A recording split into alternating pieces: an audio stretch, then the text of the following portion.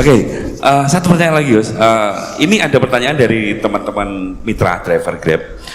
Saat mengantarkan barang, tiba-tiba azan waktu sholat, ya, Gus. Lalu kita sebagai driver harus sholat dulu atau menyelesaikan orderan dulu, karena itu juga amanah kan orderannya itu. Mungkin nganter barang atau mungkin nganterin penumpang. Mengingat barang tersebut sudah ditunggu pemiliknya dan penumpang tersebut juga sudah ada janji yang lain, makanya gitu. Nyuwun pencerahannya, Gus, gitu.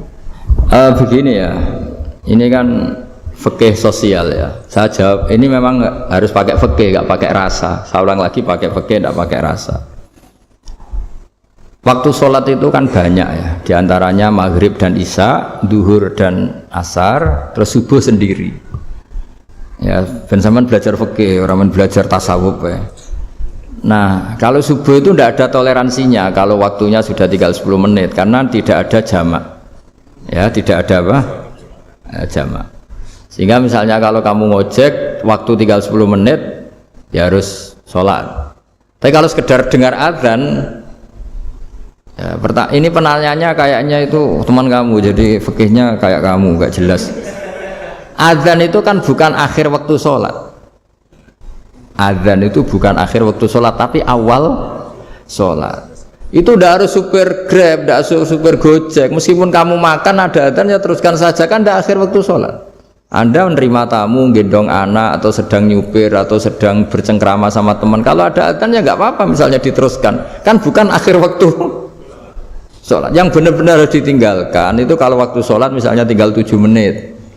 Atau tinggal 8 menit. Waktu yang mau tidak mau kamu harus tasarrufkan, kamu peruntukkan injury time ya, injury time. Nah, gitu aja kok nggak tahu ya. Nah, lalu misalnya, kalau pertanyaan tadi mestinya kelasnya itu kelas afdoliyah. Utamanya gimana? Kalau wajibnya belum ada karena kan waktunya masih panjang. Jadi pertanyaannya bukan wajibnya tapi sebaiknya, karena ini semuanya belum mendesak kan. Andai kan kamu teruskan nganter barang kan tidak ada jaminan waktunya habis. Padahal kalau kamu memaksa sholat, mungkin citra kamu sebagai supir Grab tidak baik karena dianggap mengabaikan konsumen. Nah, terus kedua menyangkut jarak.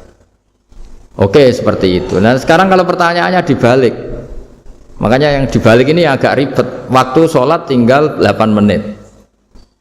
Ada konsumen yang minta diantarkan saat itu dan acaranya ke mall happy-happy, maka fatwa kita sebagai ahli fikih ya tantang saja, saya mau sholat dulu, kalau nggak sabar ya silakan cari yang lain kalau acaranya ke mall. Tapi kalau acaranya kelahiran atau transfusi darah atau mau nganterin darah ke pasien yang sudah koma, maka kita langsung, karena ibadah sosial itu didahulukan mengalahkan ibadah yang haknya Allah, karena Allah itu zat yang tidak butuh ibadah kalian. Tapi kalau pasien ini kalau nggak nang kesampaian darahnya mati misalnya, jadi kamarnya Allah lebih apian lah gitu. Makanya masyhur kalau dalam fikih hak Allah sama hak adami ini dimenangkan hak adami, tapi bukan karena Allah kita kalahkan. Allah tidak butuh itu semua gitu. Jadi dikalahkan tapi bukan karena kalah, justru karena tidak butuh. Ya ibarat gini lah, Allah itu saking baiknya Allah kan pasti di atas orang tua kita. Itu pasti ulang lagi, baiknya Allah pasti di atas orang tua kita. Orang tua kita saja baik, apalagi Allah. Misalnya orang tua kamu butuh uang 5.000, adik kamu butuh uang 5.000, adik kamu yang kecil atau ya, kira-kira orang tua kamu itu nyuruh dikasihkan beliau apa adik kamu, kira-kira saja ke adik kamu. Nah, Allah itu saking baiknya, hal yang terkait Allah, misalnya tadi sholat tepat waktu sama ibadah sosial itu disuruh ibadah sosial. Karena ini kalau nggak kesampaian transfusi darahnya atau apalah, atau kamu dokter yang harus mengurus operasi waktunya tinggal 5 menit, kamu harus ngoperasi pasien dulu karena Allah bisa menerima sholat kamu. Nah, tak terangkan lagi, ini fikih terus. Lalu sholat yang apa? Kalau sholat itu antara maghrib dan isya dan nanti yang terlambat itu maghrib, kita ngikuti ulama yang mengatakan jika ada darurat maka maghrib dan isya boleh dijamak meskipun tidak atas nama pergi. Kan jarak kamu kan tidak jarak masafatu qasrin. Artinya apa? Misalnya saya dokter, harus operasi, waktu saya tinggal 8 menit mau maghrib, ternyata harus ada operasi. Kalau saya nggak nangani, mati. Saya harus operasi. Dan nanti waktu saya maghrib habis itu tidak harus dikatakan qadha atau yang mengeluarkan maghrib dari waktunya. Bisa saja menurut ulama dianggap boleh dijamak takhir dengan isya, karena kondisinya masih waktu jam'in. Begitu juga duhur dengan asar. Tapi kalau waktunya itu asar, tinggal 8 menit, kemudian harus ada operasi, ya kita operasi, waktu asar kita mundur sampai maghrib, namanya qadha yang dimaafkan Allah. Ya namanya tetap qadha karena asar nggak bisa dijamak dengan maghrib. Jadi ini fikih ya, jadi jawabnya harus jelimet. Jadi saya ulang lagi ya, tadi kan pertanyaannya dengar adzan. Kalau adzan kan waktunya masih panjang, apalagi misalnya maghrib kan waktunya kan taruh saja ada waktu seperempat jam. Ternyata andekan kamu antar hanya butuh waktu 7 menit, kan nggak ngefek sama sekali. Nyanda ya gitu. Terus kalau driver umpamanya dapat order, ini yang tanya kamu malah mewakili dalam, kalau ada driver dapat orderan food, nganterin makanan, tapi makanannya non halal, niku fakihipun pripun? Nah, makanya itu tadi ya. Kamu tahu betul kalau itu non halal loh? Kalau itu sudah tahu pasti non halal. Nah, ya, daging Tyrannosaurus ngoten mungkin.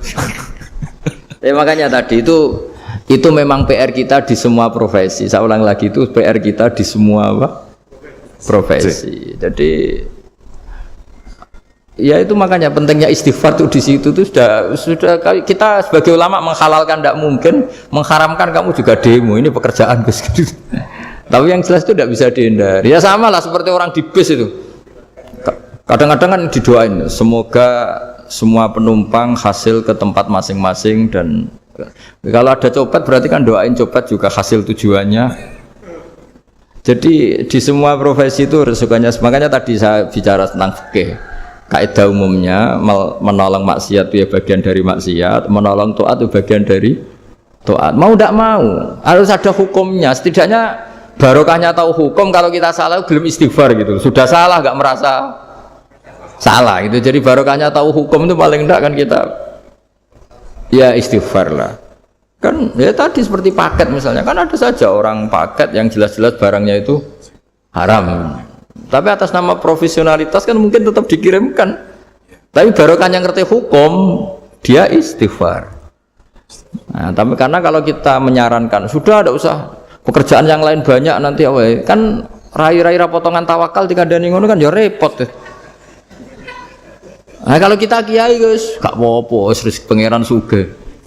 Menurut sampean harusnya ternuntut, Gus saya karena fatwa jenengan saya sekarang miskin, ini gimana pertanggungjawabannya? Ya ribet kan?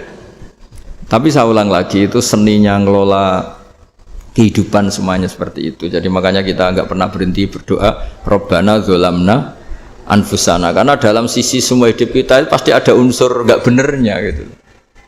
Ya saya ulang lagi, pokoknya kaidah umumnya itu menolong taat itu ya ikut bagian dari taat, menolong maksiat ya bagian dari maksiat. Tapi ya tadi ya kita harus istighfar. Kan cuma tadi yang jelas-jelas maksiat dan kita tidak tajassus. Saya ulang lagi, tidak tajassus itu neliti wong nanti jelimet nih. Jadi misalnya ada perempuan mau ngojek ke sini ya diantar saja, jangan tanya detail. Itu apanya Mbak? Hubungannya dengan kamu apanya? Wah ya ribet kalau jadi kepo. Jadi kepo ya tidak perlu gitu. Artinya sudah umumnya orang saja sudah. Nah, lama-lama juga gitu. Kalau ada bapak-bapak main itu ke siapa Pak? Tujuannya laki apa perempuan Pak? Surat nikah mana Pak? Oh, surat nikah mana? Saya sudah nikah gitu.